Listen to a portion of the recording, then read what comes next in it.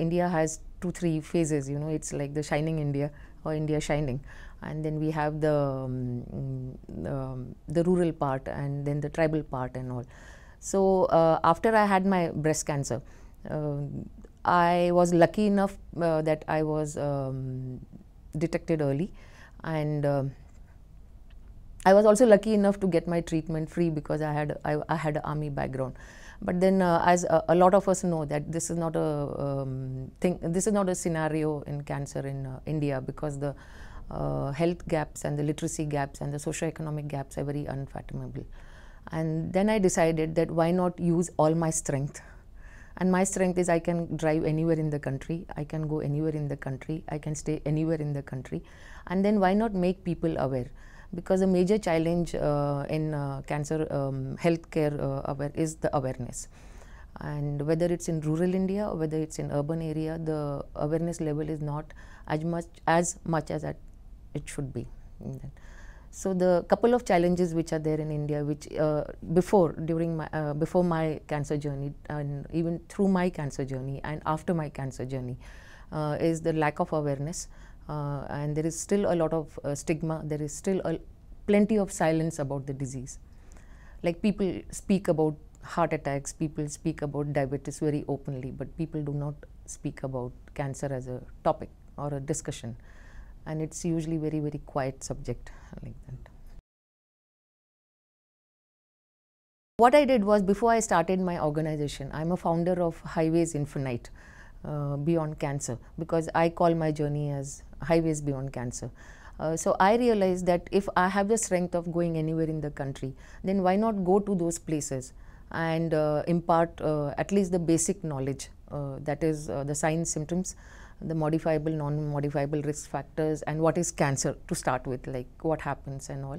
So a common person, whatever a common person should know, that knowledge was needed to be imparted, and that's how the journey started.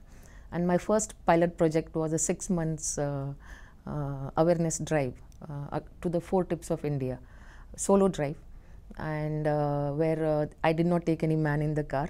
And my daughter, 14-year-old, was she was my buddy and my navigator.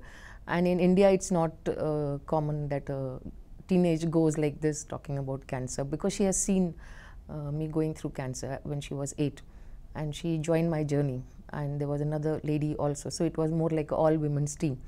And I did a solo drive of 30,220 kilometers in 177 days, reaching to 4 tips of India.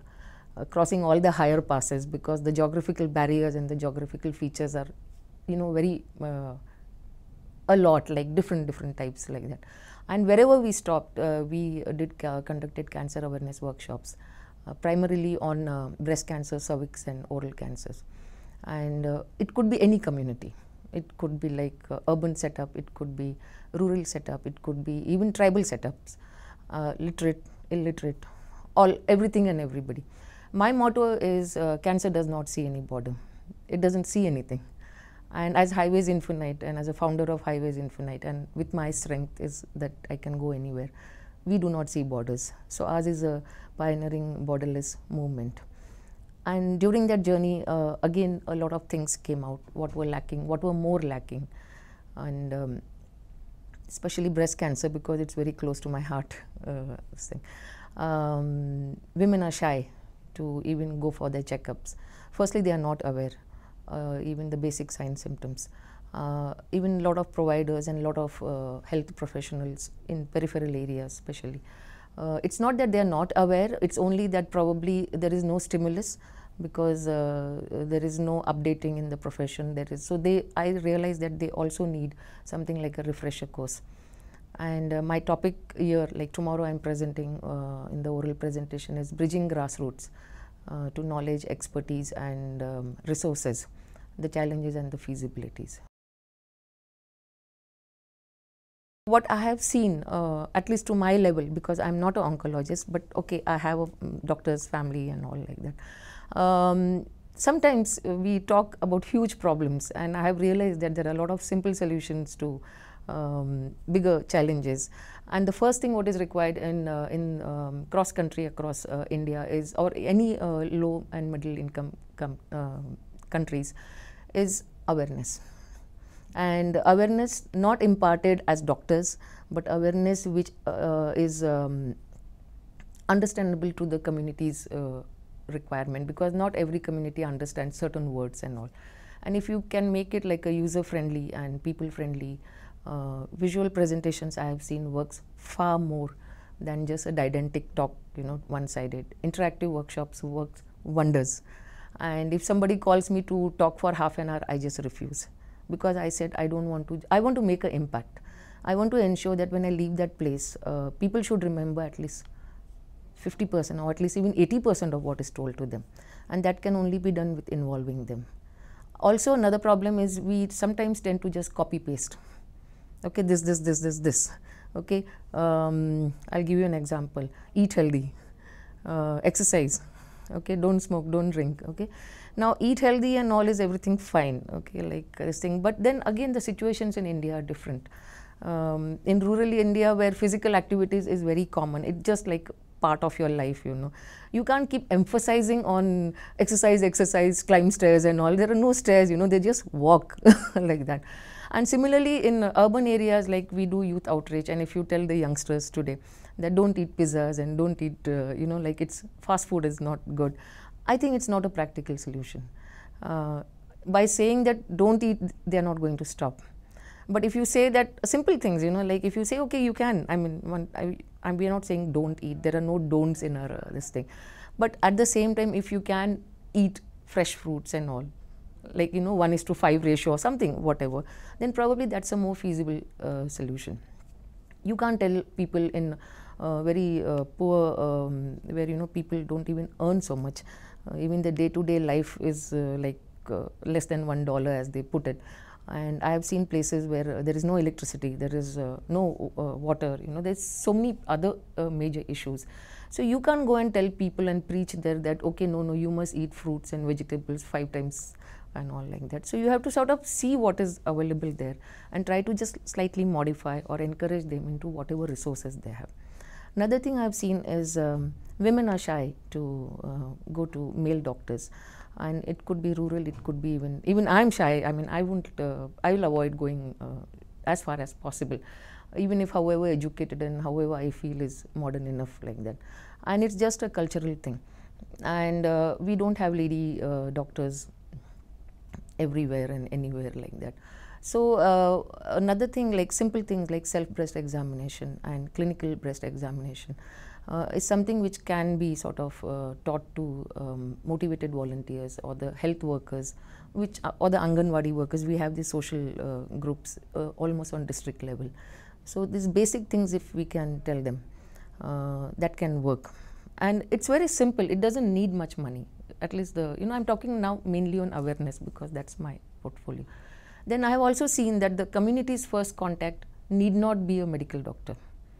In most places, it's some alternative practitioner, and they do well.